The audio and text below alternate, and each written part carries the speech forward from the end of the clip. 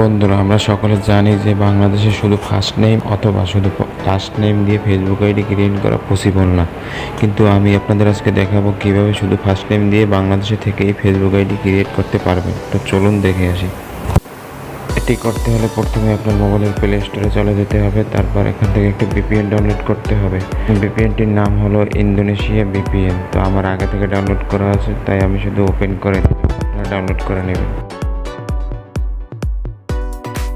তো ওপেন করার পরে যে দেখবেন সবুজ প্লে বাটন, প্লে বাটনটার উপরে ক্লিক করে দেবেন, অটোমেটিক কানেক্ট হয়ে যাবে।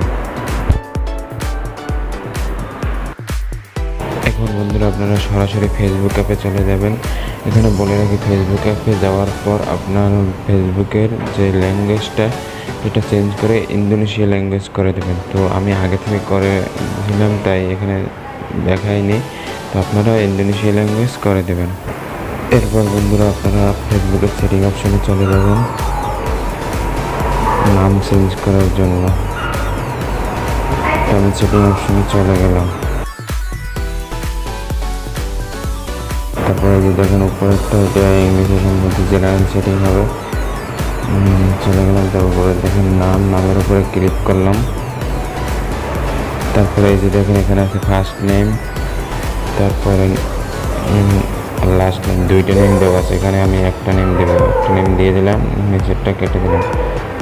তারপরে এখানে আমি সেভ করে দিলাম। সেভ করার পরে দেখতে পাচ্ছেন যে ফেসবুকের পাসওয়ার্ড চাইতেছে, তার মানে এটা হবে। আমি পাসওয়ার্ড দিয়ে দিলাম, এখন সেভ করে দিলাম। ওই যে দেখেন শুধু ফার্স্ট নেম দিয়ে অ্যাকাউন্টের নামটা সেভ হয়ে গেছে।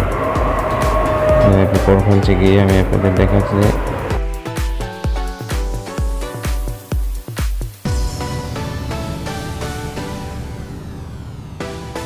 যে দেখেন শুধু ফার্স্ট নেম দিয়ে আমার অ্যাকাউন্টটি শো করতেছে।